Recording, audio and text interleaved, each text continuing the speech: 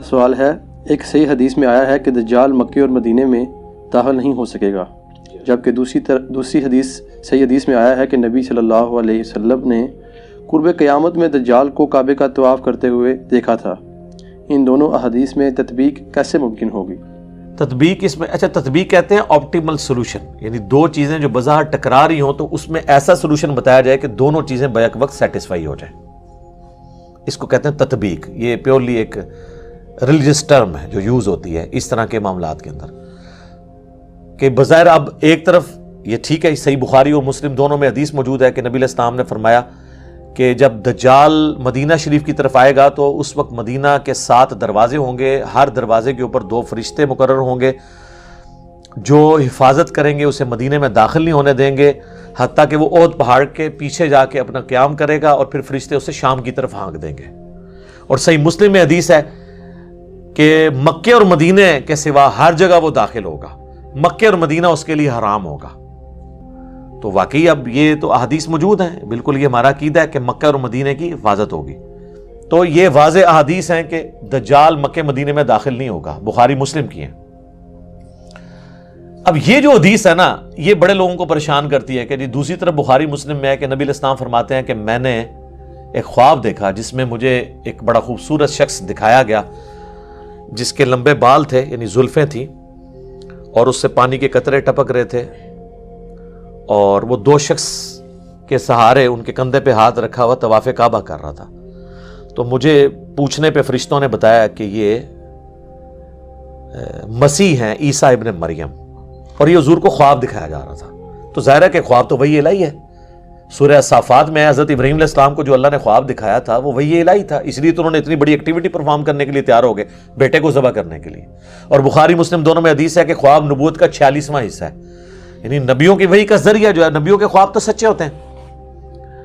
اور پھر نبی صلی اللہ علیہ وآلہ وسلم فرماتے ہیں تھوڑی دیر بعد میں نے دیکھا کہ ایک شخص طواف کعبہ کر رہا ہے جس کی دائیں آنکھ ختم ہے، اور اس کی جو بائیں یعنی وہ کان ہے اور بائیں آنکھ جو ہے انگور کے یعنی دانے کی طرح ابری ہوئی ہے، اور بڑا بدشکل گنگریالے بالوں والا، وہ بھی 2 افراد کے اوپر یوں ٹیک لگا کے نا اسی سٹائل میں وہ بھی طواف کعبہ کر رہا ہے۔ تو میں نے پوچھا یہ کون ہے؟ تو مجھے بتایا گیا یہ مسیح دجال ہے، وہ اوریجنل مسیح یعنی کرائسٹ، اور یہ ہے اینٹی کرائسٹ۔ وہ اکثر لوگ کہتے ہیں دجال کو مسیح کیوں کہا جاتا ہے؟ مسیح تو حضرت عیسیٰ ہے۔ اور سر ان کو جھوٹا مسیح کہا جاتا ہے، دجال کو، اس کو مسیح نہیں کہا جاتا، مسیح الدجال، جعلی مسیح، اور یہ ہے عیسیٰ ابن مریم مسیح، اصلی مسیح۔ تو وہ مسیح نہیں ہے، وہ جھوٹا مسیحا ہے، کیونکہ یہودیوں کی کتابوں میں ہے کہ ایک مسیحا آئے گا بنی اسرائیل کے اندر۔ وہ مسیحا آیا، ان کو سمجھاتا رہا، انہوں نے اس مسیحا کے قتل کے فتوے جاری کیے، اس کو اللہ نے اوپر اٹھا لیا۔ کون؟ عیسیٰ ابن مریم۔ لیکن ان کو پتہ ہی نہیں چلا۔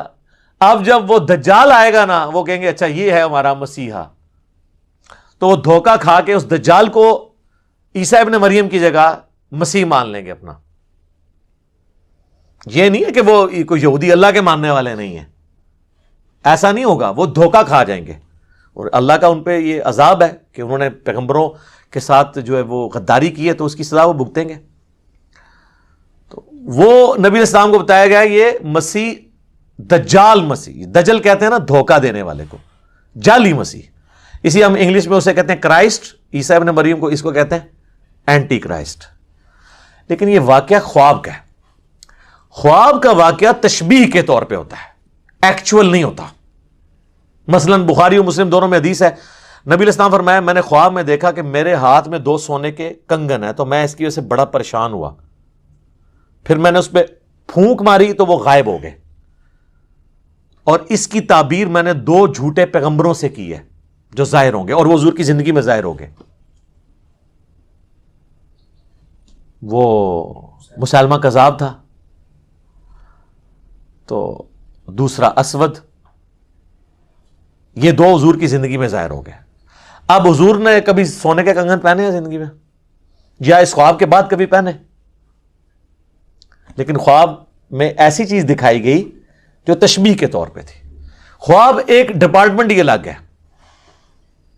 صحیح بخاری میں نبی علیہ السلام نے غزوہ احد سے پہلے خواب دیکھا کہ آپ کے سامنے ایک گائے ذبح ہو رہی ہے اور اتنا خون نکل رہا ہے اس کا. تو نبی علیہ السلام جو ہے نا گھبرا گئے. آپ کو پتہ چل گیا کہ میرے اصحاب اس میں شہید ہوں گے. 70 کے قریب صحابہ شہید ہوئے. مدینے کا کوئی گھر نہیں تھا جس میں میت نہ گئی ہو. تو ایک بہت بڑا لاس تھا حضور علیہ السلام کے لیے. واضح ایک فتح شکست میں بدل گئی. وہ چند تیر اندازوں کی حضور علیہ السلام کی نافرمانی کرنے کے سبب بعد میں اللہ نے معاف کر دیا. سورہ ال عمران میں پوری کمنٹری آئی. بہرحال اس میں نبی علیہ السلام نے اس گائے کے خون کی تشبیہ اس سے کی. یعنی اس طرح کے خواب میں بعض اوقات کوئی مناظر دکھائے جاتے ہیں. تو دجال والا جو منظر ہے یہ خواب کا, اس سے یہ ثابت نہیں ہوتا کہ دجال طواف کعبہ کر رہا ہوگا. یہ ثابت نہیں ہوتا. اور اگر کسی نے اس کو دھکے سے ثابت کرنا ہے تو وہ اپنی عقل کا علاج کروائے. حضور علیہ السلام کو تمثیل کے طور پہ دکھایا گیا. بعض نے ویسے یہ کہا کہ اس طواف سے مراد یہ ہے کہ وہ خانہ کعبے کے باہر یعنی مکے کے باہر گھوم رہا ہوگا اور کوشش کرے گا کعبے میں داخل ہونے کی. یہ بھی تعبیر ہو سکتی ہے لیکن یہ دور کی ہے, ضرورت ہی نہیں, خواب کی چیز ہے کوئی فزیکلی. بعض کہتے ہیں کہ یہ دجال اس وقت طواف کر رہا ہوگا جب ہی اس کا فتنہ ظاہر نہیں ہوا ہوگا. جب فتنہ ظاہر ہوگا پھر وہ داخل نہیں ہوگا. یہ دور کی تعویلات ہیں. میرے نزدیک سب سے بیسٹ تعویل, میں نے آپ کو اتنی مثالیں دی ہیں کہ خواب میں جو منظر دکھایا جاتا ہے ایگزیکٹلی وہ منظر نہیں ہوتا, وہ ایک تمثیل ہوتی ہے. تو حضور علیہ السلام کو بیسیکلی پہچان کرائے گی کہ یہ جھوٹا مسیح جو ہے وہ اس شکل کا ہے, سچا مسیح اس شکل کا ہے. اور دونوں کو ایک ہی اینگل میں دکھایا گیا. وہ بھی 2 بندوں کے سہارے طواف کر رہے ہیں اور یہ بھی 2 بندوں کے کندھے پہ ہاتھ رکھ کے ایگزیکٹ اسی سین میں آپ کو یہ 2 چیزیں دکھائی گئی ہیں. تو لہٰذا یہ جو بعض لوگ سمجھتے ہیں کہ یہ احادیث میں تضاد ہے, تو احادیث میں تضاد موجود نہیں ہے. باقی وہ بعض لوگ کہتے ہیں وہ جساسہ والی حدیث کے اوپر کوئی ورڈکٹ دیں, ابن سیاد والی حدیث کے اوپر کوئی ورڈکٹ دیں. میرے بھائی دجال صرف ایک مسیح دجال ہی نہیں آنا. ابو داؤد ترمذی میں حدیث ہے کہ نبی علیہ السلام فرمایا قیامت اس وقت تک قائم نہیں ہوگی جب تک 30 جھوٹے دجال نہ پیدا ہو جائیں. تو دجال ایک سے زیادہ آنے ہیں. غلام احمد قادیانی بھی ان دجالوں میں سے ایک دجال ہے, کیونکہ اس میں ہے کہ ان میں سے ہر ایک دعویٰ کرے گا کہ میں اللہ کا پیغمبر ہوں. یہ دجال بھی پہلے پیغمبر ہونے کا دعویٰ کرے گا, پھر خدائی کا دعویٰ کر دے گا. بخاری مسلم میں یہاں تک آتا ہے اس کے حکم سے بارش برسے گی, وقتی طور پہ, آزمائش کے طور پہ زمین اگائے گی تاکہ جو بزرگوں کے ماننے والے ہیں وہ فوراً اس کو بزرگ مان لیں. اسی تو پھر بھی نہیں ماننا, سانو تو فرق نہیں پہنتا. اسی تو کہنے سانو دکھاؤ قرآن دی سی کتنے لکھا ہے کہ تو آنا ہے بھائی. وہ آتا ہے نا بخاری مسلم میں کہ ایک مومن کھڑا ہوگا اور وہ کہے گا تو دجال ہے. وہ کہے گا میں تجھے قتل کر کے 2 ٹکڑے کر کے تجھے زندہ کروں گا. اور وہ یوں کر بھی دے گا, اس کے 2 ٹکڑے کرے گا, اس کے درمیان چلے گا, پھر 2 ٹکڑے جوڑ کے زندہ کرے گا. وہ کہے گا دیکھ خدا ہی یہ کام کر سکتا ہے نا, تو میں خدا ہوں. وہ کہے گا کہ تیرے اس عمل نے میرے ایمان میں اضافہ ہی کیا, مجھے تو حضور کی بات پہنچی تھی کہ وہ اس طرح کرے گا, اب تو میرے قتل پہ قادر نہیں ہو سکے گا. اس طریقے سے 2 ٹکڑے کرنے کے وہ کوشش کرے گا تو وہ تانبے کی بنا دی جائے گی اس کی گردن. پھر وہ غصے سے اس کو اٹھا کے اپنی جہنم میں پھینکے گا, لیکن وہ جنت میں پہنچ جائے گا. یعنی موت اس کو آ جائے گی. اور نبی صاحب فرمائے وہ اس زمانے کا سب سے بہترین شہید ہوگا, سید الشہداء ہوگا نا. جو المستدرک علاقے میں کہ سید الشہداء حمزہ ابن عبد المطلب ہے, یا وہ شخص بھی سید الشہداء ہے جو جابر حکمران کے سامنے کلمہ حق بلند کرے یہاں تک کہ اسے قتل کر دیا جائے. تو حسین ابن علی بھی سید الشہداء ہیں, اور وہ بھی مومن بھی سید الشہداء ہوگا جو دجال کے سامنے کھڑا ہوگا. حتیٰ کہ بخاری مسلم میں آتا ہے کہ دجال کے ماتھے پہ کافر لکھا ہوگا, لیکن ایبریویشن میں کافارا. مومن پہچان لیں گے. اور جو بابوں کے ماننے والے ہیں, کسے کہانیوں کے ماننے والے ہیں, وہ تو وہ کہیں گے کافر نہیں لکھا, تو انہوں سمجھ نہیں آئی ہے, یہ نہیں لکھا. جس نے کہتے نا کوڑا نے دھما لی تیسرا ہدایت تے لا رہے ہوندے نا دھکے نال, یہ بھی وہی کریں گے. کاف سے کش پڑھ لیں, ہو سکتا ہے فا سے فیض پڑھ لیں, اور را سے روحانیت پڑھ لیں, یا روحانیت روحانیت کی بجائے. بخاری اور مسلم دونوں میں حدیث ہے, نبی علیہ السلام نے فرمایا کہ حضرت آدم علیہ السلام سے لے کے سارے پیغمبر اپنی اپنی امتوں کو دجال کے فتنے سے آگاہ کرتے آئے ہیں. اور مسلم میں ایک حدیث ہے کہ قیامت تک جتنے فتنے آئیں گے حضرت آدم علیہ السلام سے لے کے دجال سے بڑا کوئی فتنہ نہیں ہے. ٹھیک ہے، ظاہر ہے کہ اللہ کی طرف سے ایک آزمائش ہوگا، تو اللہ تعالیٰ ہمیں محفوظ رکھے اس فتنے سے. اور اس کے لیے بھی صحیح مسلم میں ہے کہ نبی علیہ السلام نے فرمایا کہ جو شخص